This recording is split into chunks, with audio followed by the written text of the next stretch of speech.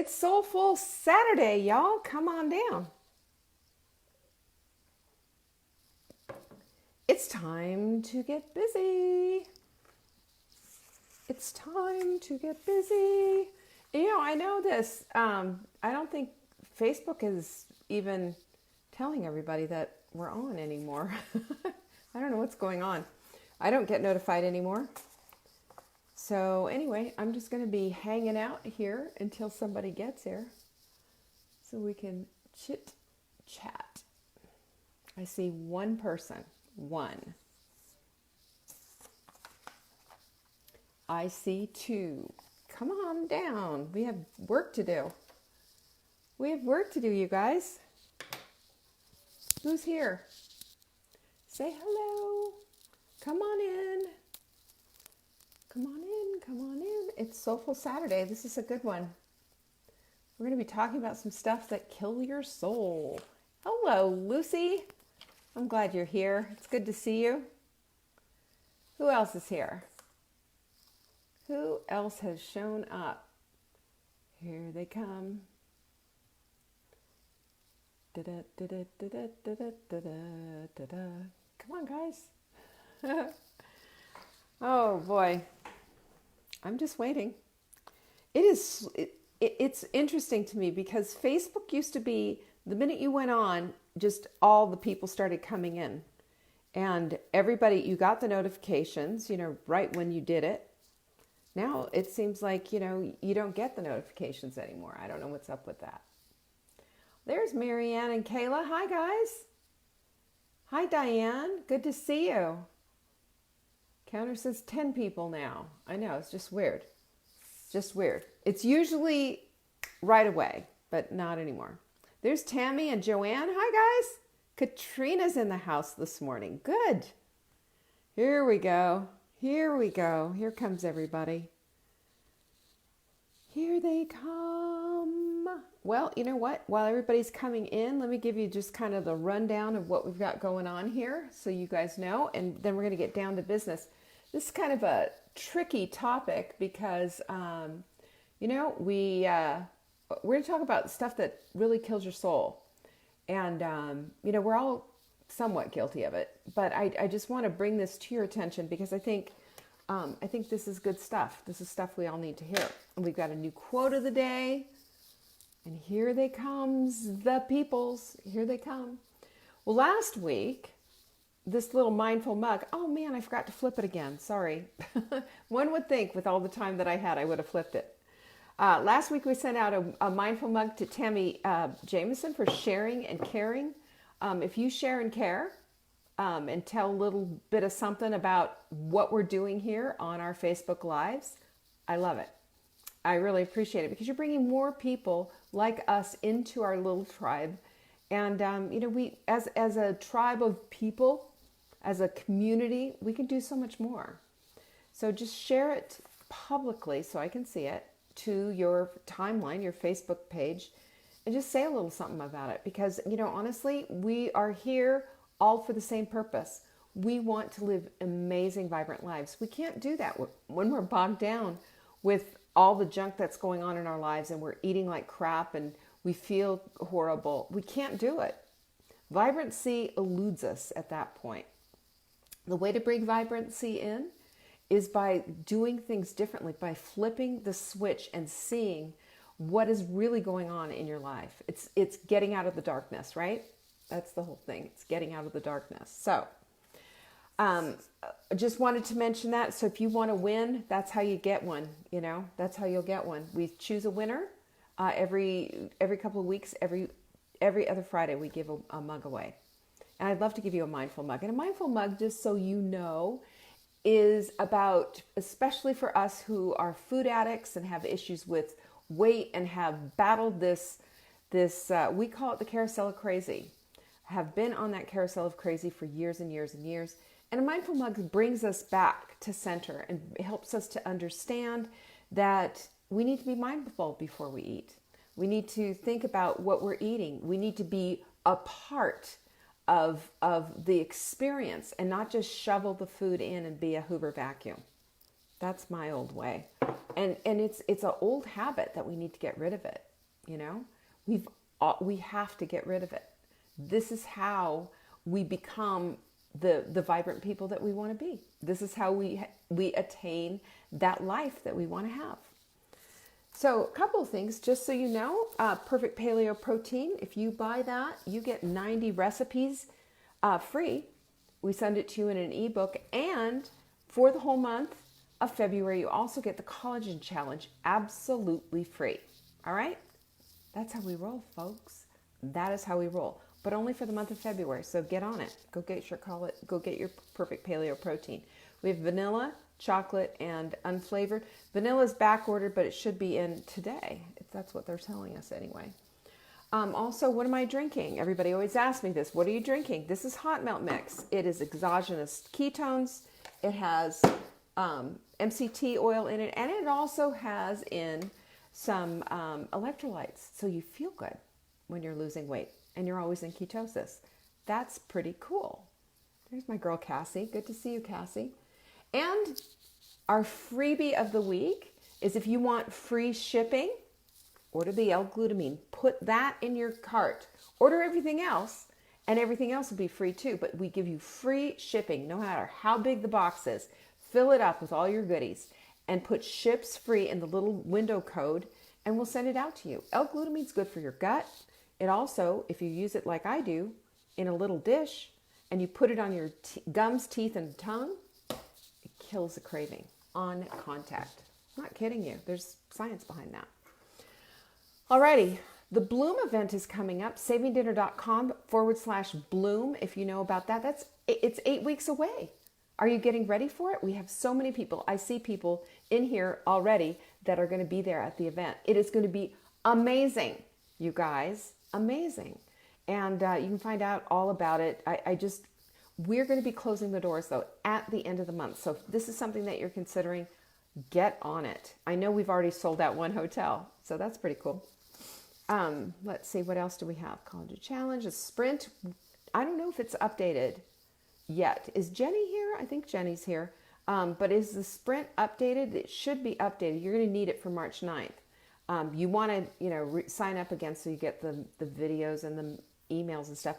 But we also have a convenience style for those who don't want to cook. And again, it's always free. It's free. Just go to savingdinner.com/sprint. You can share that, by the way, to anybody you want to share it with, and bring them in. Don't share the document itself, because they won't get the benefit of the groups and all the other stuff. Our group is what makes it so special. The community is what makes it bloom, if you will. Just sharing that one with you. And don't forget that Fridays are always our Q&A days. So if you want a question answered about nutrition or cooking or whatever, all you have to do is send it to support@savingdinner.com. In the subject line, you put question for Leanne on Friday. It gets to me, and then I'll answer it. How's that? Sound cool? We have a new, I would show you the new quote of the day, but unless you can read backwards, it's not going to do you a whole lot of good, is it? Sorry, that's my bad. I forgot to flip the thingy. The only person you are destined to become is the person you decide to be. Ralph Waldo Emerson. Isn't that a brilliant quote? How many times, have we talked about decisions and how our decisions affect what we are becoming and who we are? We're always making decisions, whether or not we are consciously making a decision or not. Even when we choose not to make a decision, by default, we've made a decision. Decisions determine our destiny. Absolutely 100%. You can make a choice at any time to change your mind. You are not a tree. You're not planted where you are. It's like, I hear people, I'm in a couple of health groups, and I've listened to these people talk about how their doctors are such non-helpful people, and they just keep going to them. And my thing to them is just like, why are you staying with it? You can fire your doctor. You do not have to put up with that, because it's just incredible what doctors think they can get away with. I guess they think that MD stands for medical deity or something. I've said that before. But we need to look at those things, and we need to understand that at any time we can change our mind on something. We can change our mind about a relationship, you know? And heads up, if that ever happens, you need to allow that, tell that person in the relationship that you've changed your mind about something. You've moved a boundary. You've out of necessity, this is your thought process. This is what's going on. We have to communicate those things as well. But we have to look at these things and we have to understand that our decisions are that's the pinnacle. Those are the things that change the entire direction of our lives, little by little, day by day. But if you make a decision to change your eating habits just a little bit every day, to up your exercise just a little bit every day, then you're going to make a decision that is for your life, a decision that's for the vibrancy of the life that you are wanting to lead. Those are the things that we have to look at. Those are the things that we have to look at. And that's how incredibly important decisions are. So I want you to really meditate on decision making this week. I think it's a big deal. It is an absolutely huge big deal. But today is Soulful Saturday. And on Soulful Saturday, we talk about things about our souls and about the things that matter. I believe inside each one of us, we have what I call the beautiful self. And your beautiful self is that great big heart-shaped space that you can feel in your heart. The love that you have for your family, for your children, for your spouse. You can feel the love in your heart there. You can also, that your intuition dwells there and your knowing and the things inside of you that say, yes, this is the truth, or no, this is not true, or yes, I believe in that. Yes, I want this in my life, etc. So we have to, we have to come from that place, from that beautiful self. And also this is where the Holy Spirit resides, and our knowing and our intuition and our soul and the things that we hunger for, the things that we want in our lives that are missing. And those things that are missing aren't material things. They're things that are the substance of what we want our lives to be. And when we come from a soulful place, a place of wanting to create more soulfulness in our lives, then we have this opportunity to build in the people, the places, the opportunities, the resources to make that happen. Meditation is something, I talk about that all the time, and it has changed my life. It has helped me to go from being reactive and instead contemplative. Instead of just saying, lashing out and going blah, blah, blah, blah, blah, I'll just say maybe quietly like, wow, that really hurt me. Or, I feel looked over for that. Or, instead of reactive, instead of like, you always, and you did this and you do that, because I want to hurt them as much as they had hurt me. Instead, I own it. And I believe meditation has brought me to that place. Meditation is an amazing thing. But what I want to talk about today is what are those things that are killing your soul? What are those practices maybe that you have in your life that are soul killers, that block you from having that connection and that the yumminess of life and that bigger heart-shaped soul enlarging space that you want in your life? What's holding you back from that? And I believe we have soul killers. And the Bible says, as a matter of fact, Proverbs 18:21, it says, life and death are in the power of the tongue. And that's talking about the words that we speak. If I asked any of you here, if you had somebody who ever spoke something or didn't speak something in your life to you, can you remember back on something that just absolutely crushed your spirit and your soul? I know you can. And have you ever done that yourself and then immediately regretted it? Immediately regretted it. You've heard the old saying that, we used to say when we were kids, sticks and stones may break my bones, but names will never hurt me. That's just absolutely 100% not true. We remember that stuff. I've shared my bullying stories with you. I was bullied when I was a kid. And that stuff has stuck with me, and it's caused... I know there's a soul scar there, and I know that there's something that has always given me this place of giving me this thing that has stopped me sometimes in my tracks, because I don't want to get hurt like that. Even though it's a past thing, it sometimes comes back and it haunts me. That those old memories come back and they haunt you. I dismiss it, of course. I move on, and I believe, with all my heart that, I'm certainly worthy of this. I'm certainly capable of going beyond that little soul scar. But they're there. It's like when you fall down and skin your knees, you've got a scar there. You've got a scar. I've got a scar right here underneath my lip, that I don't even notice anymore. Every once in a while somebody say, "Oh, what happened to you right here?" And I was said, "Oh yeah, well, I guess I was 3 years old or something." And, it was a little accident. And my dad used to look at me, and he used to hold up my chin, and he said, "Well, you'd be really pretty if it wasn't for that scar." Thanks, Dad. Yeah, I should have sued that doctor. Apparently I fell, split it open, and he was arguing with the doctor if I should have a stitch, and it didn't happen. So whatever. And, it wasn't until later on in life that I realized that was a little bit of a soul scar. And I had a hard time with that. And I had a hard time with the way I looked, and I was bullied about it when I was, younger. And then, I kind of blossomed into my own self, and that all went away.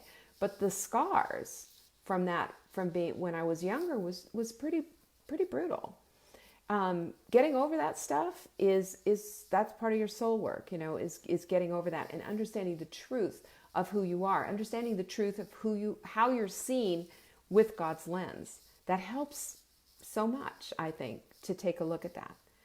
But sometimes we have to go back to, that Bible verse that life and death are in the power of the tongue, and understand that it is sometimes with our own tongues that we have an undoing. For example, gossip. And, gossip is like the lowest level of just idle talk. It is the lowest vibrational level. It is just absolutely devastating, and it does absolutely nothing for the person who's being talked about, the person who's hearing the gossip, and the person who's throwing it down. It's something that, I think a lot of us grew up with. It was what we did. We were, called catty. It was, it was one-upsmanship. It was, they can't do it right and look at me. It was jealousy on one hand, and it was also just trying to make yourself feel better about yourself. And it is the lowest energy producing, most horrible thing to do. And I think it's a habit too. It's an old, gross habit that just has to go away. And the way we make these things go away is just make a decision, back to that decision-making process, right? If we make a decision that that's not going to be a part of what's going on, and not even like the backhanded kind of gossip, which is, bless her heart, she just, fill in the blank. Bless her heart, she doesn't have a clue. And it's like this kind of a Southern thing, but, it is a really nasty thing that we do to each other. And when we do it, we're killing our souls. We're cutting our souls off from that expansion that we all want. We're cutting off the vibrancy that we want in our lives. We can't do that if we're taking people down all around, if we're knocking them off like, we've got a gun and a bunch of soda cans on the fence. It's not right. Gossip is low brow, and it just has no meaning or no placement in anyone's life who wants to have a life that's worth living, who wants to have a vibrant life that they just fully participating in and just can't wait to be a part of. You don't get that when that's your life. You don't get that when you're just constantly yammering on about somebody else. And you also don't get it if you carry a grudge. Can I just talk to you about grudges for a minute? Grudges are probably the heaviest burden that you'll ever carry. A grudge is made up of resentment, bitterness, anger, hurt, past stuff. What is a grudge? A grudge is living in the past. And we've already discovered that if we try to live in the past is never going to serve us. The past isn't giving us anything. We need to use painful past memories as experiences so that we don't make the same mistake twice. Otherwise, we're fools. We just keep making the same mistake over and over again. And this is what we call the carousel of crazy when we're doing this with our weight. But if we're doing it with our lives too, and carrying these grudges over and over again and not moving past them, we turn ourselves into these little shallow beings that don't have hearts that are big enough to embrace the mistakes that others have made. Now, I know that there are such things as toxic people and that you've got to dismiss them from your lives. I know about that. Sure. Been there, done that. But I also know that there's going to be plenty of people out there that are going to hurt you, that are going to do some wrong to you, that are going to cause you to recoil in anger, in pain.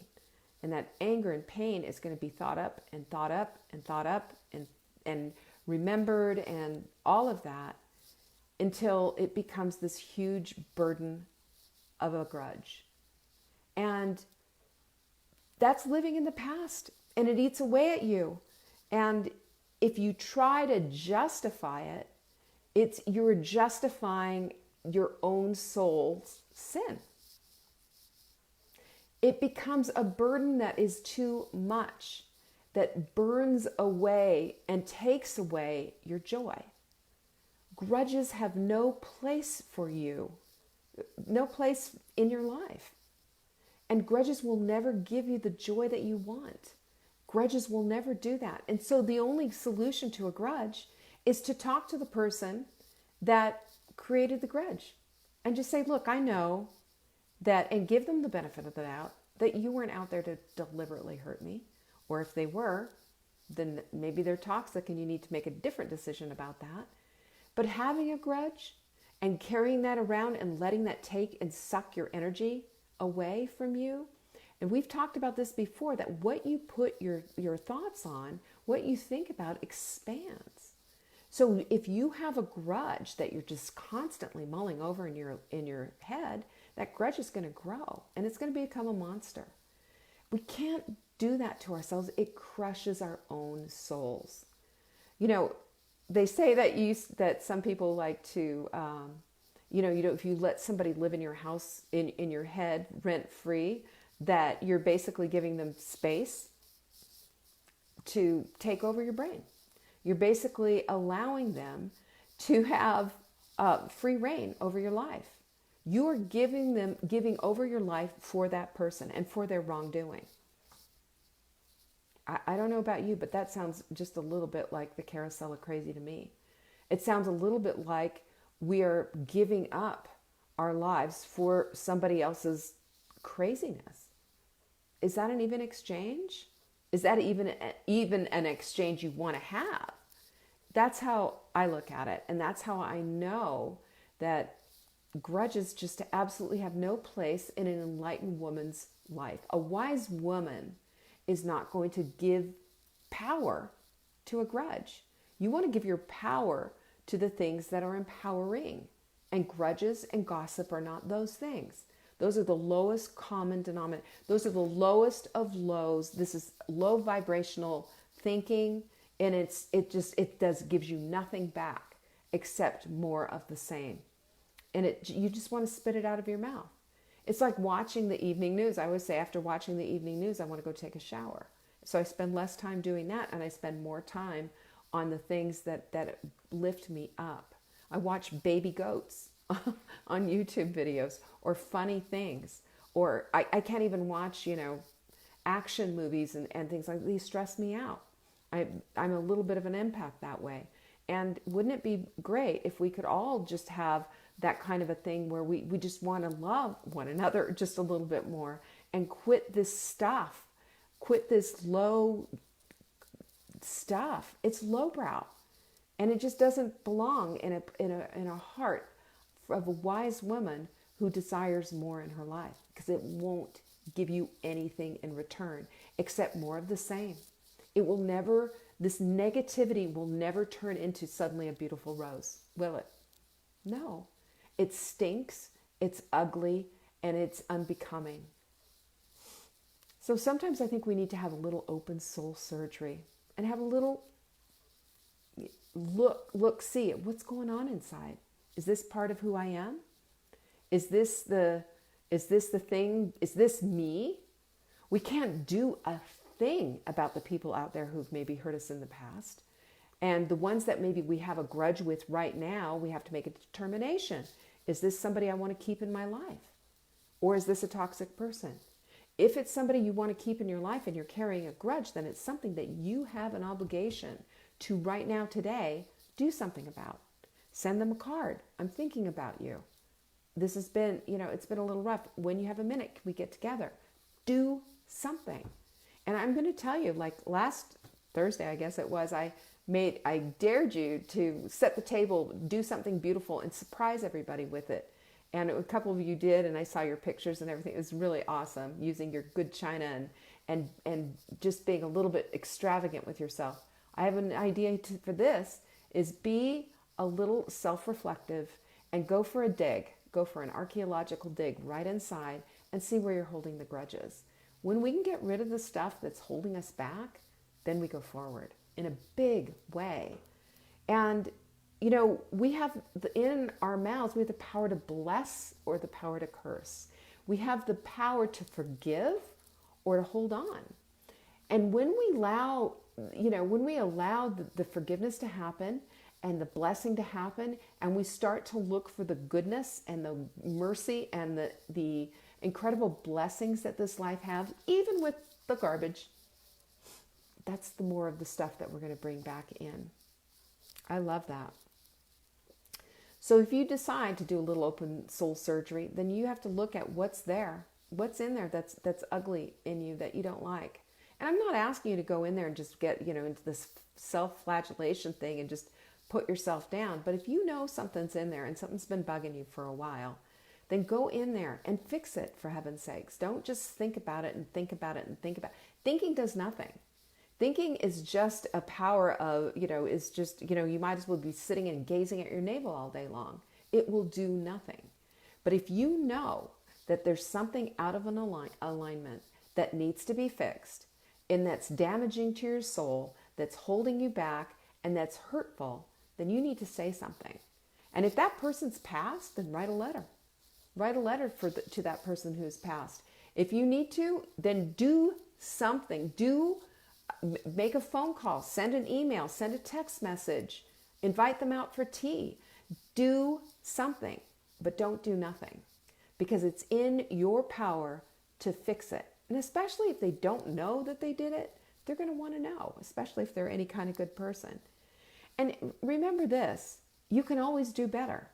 You can always do better than just holding on to it. You can do better than just holding on to it and being more resentful. That's just the plain facts, and it makes you feel better to get it off your chest. You've heard that before. And there is a whole body chemistry that happens when we're in this stuff that are soul killers. Your body chemistry changes, and you lose the endorphins, your serotonin goes down, your dopamine tanks, you start feeling depressed and hopeless and this, that, and the other thing, and then you want to go eat, a whole cake or something. It's just this huge downward spiral. It's part of the carousel of crazy. We have patterns in our lives that need to go. All of us do. All of us do. That's why I'm saying it's time for a little soul surgery. Let's take a look, see what's there. Deal with just one thing. If something pops into your head, that's God saying to you, hey, this is it. Take care of it. Take care of it. And you have the opportunity to do that. And then when the opportunity to gossip again makes itself known, and it will, zip your lip. You don't have to participate in that. You don't have to participate that. Pray through the whole thing and hope that it stops. Because whether you are the one gossiping, the one listening, or the one being gossiped about, it's all hurtful to absolutely every single person involved. And it's not for you. It's not for you as an enlightened woman, as a wise woman, as a woman who has a soul and a heart and who wants to grow and be the very, very best she can be. That's what we talk about here, is becoming that wise woman. We're always becoming. We haven't arrived. There's a lot more work to do here. But that should bring you incredible joy because, if you're here, God's not done with you. He loves you just the way you are, but he's going to bring some things to the surface and show you this needs taking care of. It's how we grow. It's how we get better. And I'm telling you, with every inch of me, every cell that I have in my body, I know without a shadow of a doubt that right now you're being tapped on the shoulder. And right now you have some work to do, don't you? I know I do. But this is the thing. If we stay in the place of justifying, blame shifting, comparing ourselves, being a know-it-all, and never getting past that stuff, those are all barriers to keep us from being our very best selves. And being our very best selves doesn't mean being perfect. And it doesn't even mean being excellent. You know, excellent is a task-doing thing. But it means being true to who we are and who we are about. God is always calling us to be a better version of ourselves. He's never going to leave us where we are. He's always going to call us to being a better version of ourselves. He knows us. He knows every freckle on your face, every hair on your head, and he knows our idiosyncrasies. He knows where we need to correct things. And you know what? He brings it to us. He gives us this ability to see. You have eyes to see, and you have a heart to know.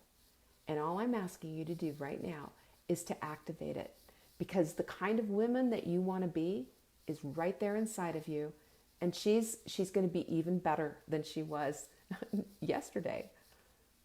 This is how you live an extraordinary, vibrant life, the one that you want to play full out in, and the one that you want to just share all the goodies with.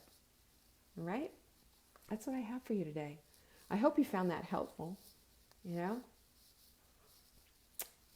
Peace be with you. I will see you Monday. I'll be off tomorrow. Take care. Bye.